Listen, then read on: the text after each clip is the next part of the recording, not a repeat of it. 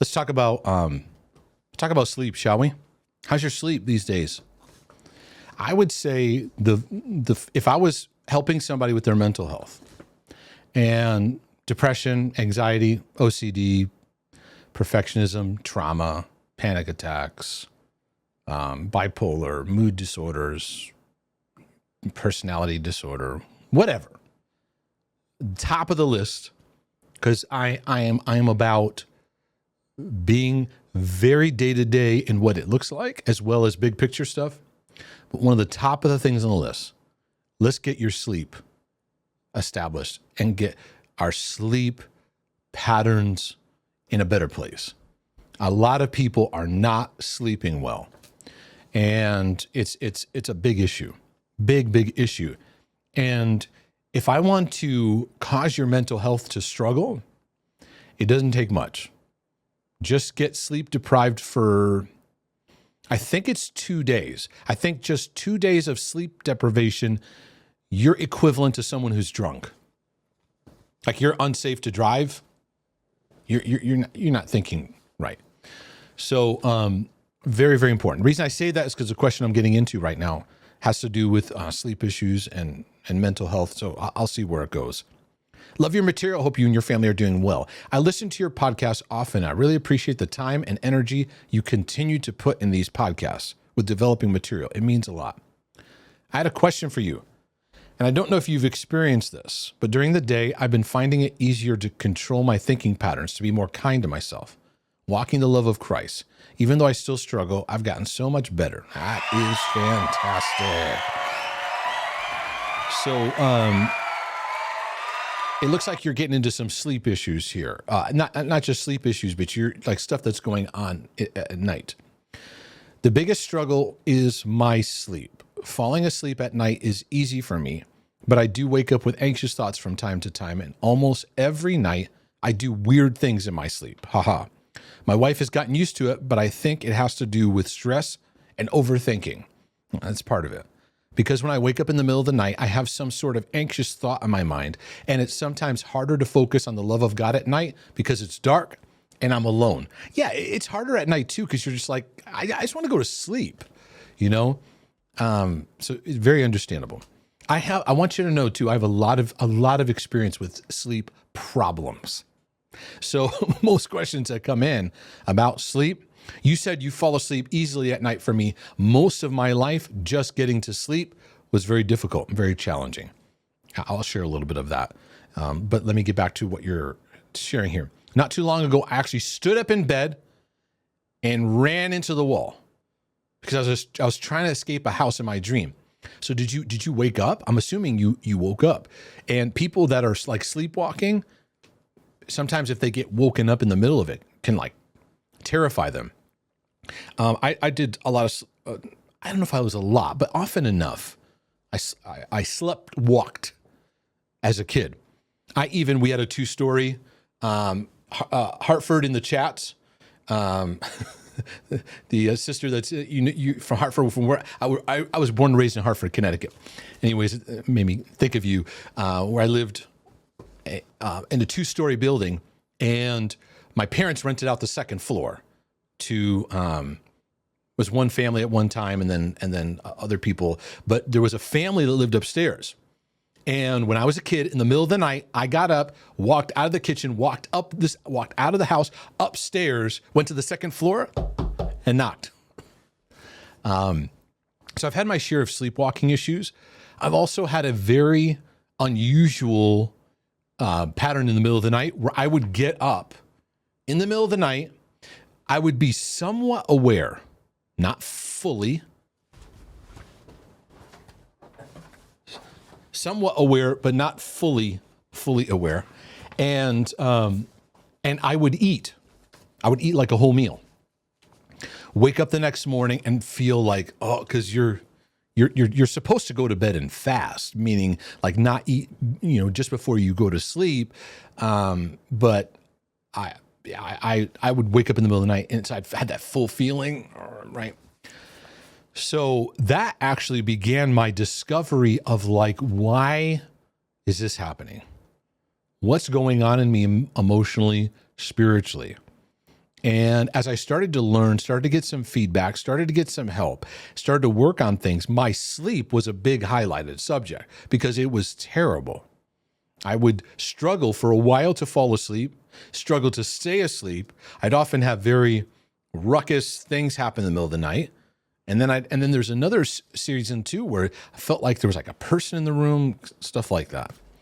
And therefore, the next day, not having a full night's rest, that's a killer to mental health.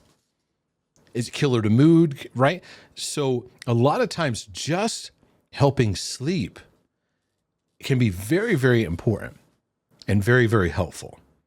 So you say you said we got a good laugh out, and I'm going back to you hitting your head against the wall. Boom. And I think it's linked to my overthinking patterns. I'm not so sure if you've experienced weird sleeping things. I hope I've given you just a couple examples. Yeah, yes, I have. But I feel that maybe other people who struggle with OCD probably struggle with their sleep as well. Yes, they do. They struggle with going to sleep, staying asleep. They often get up in the middle of the night, cortisol spiking, their anxiety spiking. And then I had this issue for a while too. I would wake up, and when I would wake up, the anxiety, the obsessive anxiety was there before I knew what day it was or where I was. So it felt very like I was going uphill. So you say you believe it's linked to your overthinking patterns. I wonder if this would be a good topic for discussion. Would love to know your thoughts. I know you're not a sleeping professional or anything. Maybe you are. But sleeping in general can be tough, at least for me, because that's when I'm alone in my thoughts. Just thankful to God for his continued grace, mercy, and steadfast love. Yeah. So there's a couple areas I want you to think about. Number one is sleep issues often happen because they're beyond just drinking too much caffeine, not having enough magnesium, electrolytes, and all that kind of stuff. That's been very, very helpful for me. I need a certain amount of electrolytes, or I could wake up in the middle of the night and like it disrupts my sleeping pattern. So for me, I need a good amount of electrolytes, a good amount of hydration, and I need a schedule. And I didn't have a schedule. I just kind of collapsed into bed back in my single days, I just kind of collapse into bed and then just drag yourself up in the morning. You're in a fog the whole time. So I needed beyond that. Because you have OCD, it's easy for me to understand you have performance and perfectionism bondage that's working and operating in your life. So what happens is when we lay our head to sleep at night, that is an act of letting go. It's letting go and releasing control, releasing yourself. You don't take a sleep, you fall asleep. You fall into it. You lean into it. So sleep problems are made worse when there's disturbances that are kicking up. Cortisol, our fight or flight response. I've got to solve this thing. Kicking up, our endocrine system starts firing away at, no, you're not at peace. You're not at rest. You got to solve this stuff, right? So if you're right when you're going to bed, if you're having trouble, now you're not asking this, but those of you out there, if you're having trouble going to sleep, a lot of it is what's been picked up all along the day that needs to be let go of. So I encourage all my brothers and sisters, when you go to bed, that before you want to have a routine, but you want to let go. God, I give you the cares of the day, the stuff I've been through, the stuff I'm spinning about. I give that over to you. And in the night season, that you'll just do a work over my heart.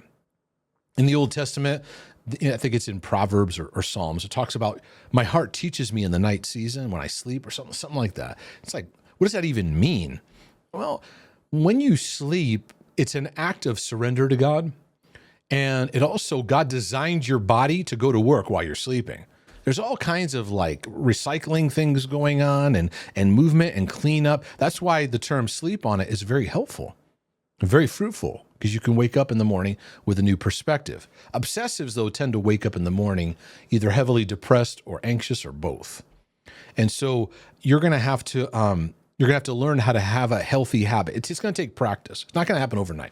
But for you, your perfectionism and performance is so continual that even when you do fall asleep, those wheels are still turning. And they activate in like a spiritual, emotional way where it's like the hard drive's still working in a way where it needs to pause and it's not. And so you're acting out and walking around and moving around. It's a heavy sign of performance issues, performance-based living.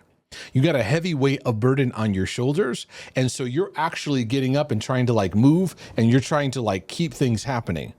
And spiritually, there is a rest available for the people of God. And that rest is not found in spinning, performance, checking, fixing, all the stuff that we're constantly doing. It's trusting. It's letting go. These are all acts that perfectionists and OCDers, quite frankly, hate. They hate letting go. They can't stand it. And they are stubborn about letting go. Yeah, but no, I got to fix it because God, and then they start the yeah, but. God, speak to me. God, speak to me. I need a word from God. I need a word from God. I need a word from God. Here's your word from God. Go to sleep. So I would encourage my materials on exposing the rejection mindset to get to the heart of why you are a relentless performer, doer, perfectionist. Because I believe that as God heals that in your awake time, it will also heal the nighttime. So for me, it went to food eating. And why am I eating in my sleep? Because there's unresolved pain, pressure that I'm carrying, and food food for so many of us is a comfort. And for me, it would be using food as a way to comfort myself, fill the belly. When you have a full belly, there's a comfort. You almost get sleepy, right? Especially if you've got a lot of carbs in it.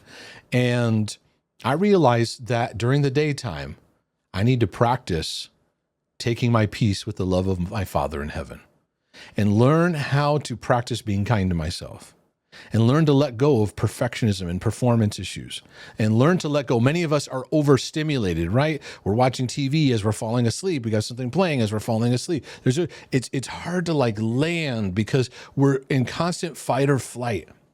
And we're learning to enter into rest, not by trying to do better, but by actually learning to let go. God, I let go of the day. I let go of the deadlines. I let go of the pressures. I let go of the spinnies. This takes practice.